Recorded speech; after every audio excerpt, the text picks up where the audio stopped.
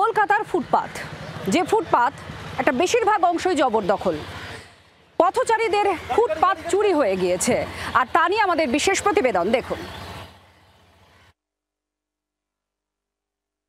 আমি এই মুহূর্তে ধর্মতলায় যে ফুটপাতে দাঁড়িয়ে রয়েছি সেই ফুটপাতের 1/3 অনেকটা বেশি ছাড়িয়ে একজন হকার বন্ধু বসে রয়েছেন। চোখের আন্দাজে একবার মেপে দেখুন এই ফুটপাত অর্থাৎ ভবানীপুর যদুবাবু বাজারের ফুটপাতটা কতটা চওড়া। মোটামুটি আমরা খালি চোখে দেখে যা বুঝতে পারছি ফুটপাতটা 8 থেকে 10 ফুট পর্যন্ত চওড়া, অথচ কার্যক্ষেত্রে যাতায়াতের জন্য কতটা রাস্তা পড়ে আছে দেখুন। বড়জোর এইখান থেকে এই পর্যন্ত গ্যারান্টি দিয়ে বলা যায় আপনি দক্ষিণ কলকাতার অভিজাত লেক মার্কেট চত্বরে আসেন, এখানে আপনি ফুটপাত বলে কোনো কিছু খুঁজেই পাবেন না। এই যেমন আমি ফুটপাত খুঁজে পাচ্ছি না, আমাকে সন্তর্পণে মাত্র 1 থেকে 1.5 ফুট রাস্তা ধরে এগোতে হচ্ছে।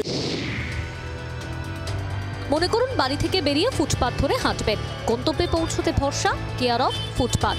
কিন্তু সেখানেই পদে পদে বাধা, কোথাও ফুটপাত দখল করে দোকানের সারি, কোথাও আবার ফুটপাতেই ভরা সংসার। ফুটপাত ধরে হেঁটে কলকাতা দেখার স্বাদ পূরণ হওয়ার নয় কখনোই, পথচারীকে রাস্তায় নামতে বাধ্য করবে ফুটপাত।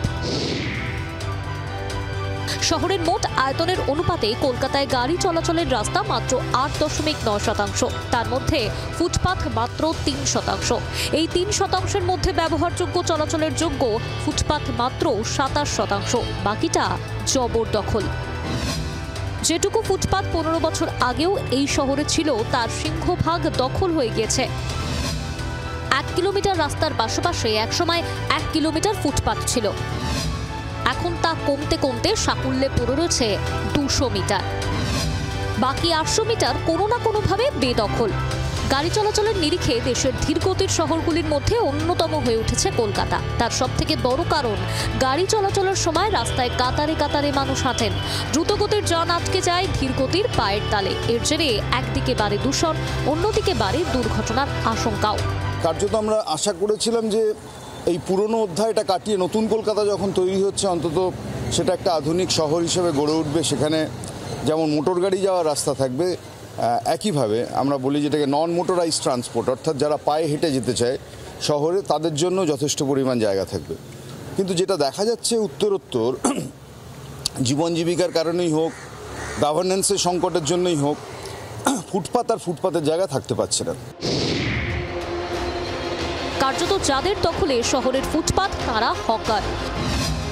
2012 সালে নতুন করে কলকাতা পুলিশ, কলকাতা পুরসভা এবং হকার ইউনিয়নগুলিকে নিয়ে টাউন ভেন্ডিং কমিটি তৈরি হয়। কমিটির রিপোর্ট অনুযায়ী শহরের বুকে যত হকার রয়েছেন তাদের কম বেশি 40% স্ট্রিট হকার। স্থায়ী কাঠামো তৈরি করে হকারি করেন প্রায় 78% hawker. Protection of livelihood and regulation of street vending 2014 আইন অনুযায়ী শহরের একটি ফুটপাতের 1/3 হকারের অধিকার, বাকি 2/3 পথচারীর অধিকার। এই আইনের জাঁতাকলে হকার উচ্ছেদ করে ফুটপাত দখলমুক্ত করা সম্ভব হয়নি বিগত 11 বছরে। আমরা ফুটপাতের 1/3 মধ্যে হকারকে রাখার পক্ষে। যারা ফুটপাতের বেশি অংশ নিয়ে বসে আছে পার্মানেন্ট স্ট্রাকচার করছেন, আমরা তার বিরুদ্ধে। কিন্তু হকারকে, তার জীবিকাকে উচ্ছেদ করার কোনো চক্রান্ত হলে আমরা মানব না, আমরা রাস্তায় নামবো। শহরের মেয়র তথা রাজ্যের পুরমন্ত্রী হকারদের ফুটপাত দখলের ব্যাপারে একাধিকবার অভিযান করেছেন, তাদের নিয়ন্ত্রণের চেষ্টাও করেছেন, তাও লাভের লাভ তেমন একটা হয়নি। এ ব্যাপারে পুলিশের ঘাড়েই দোষটা পেয়েছেন তিনি। ওসিদের অপদার্থতার জন্য তারা এর ওপরে বসে যতত্রতভাবে বসছে।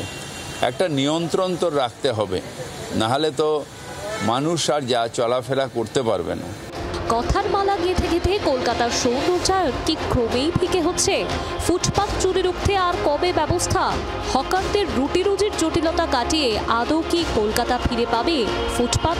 কমবে পথচারীদের নিত্য ভোগান্তি? অয়ন ঘোষালের রিপোর্ট, জি 24 ঘন্টা। বাংলার আওয়াজ, বাঙালির আবেগ, জি 24 ঘন্টা।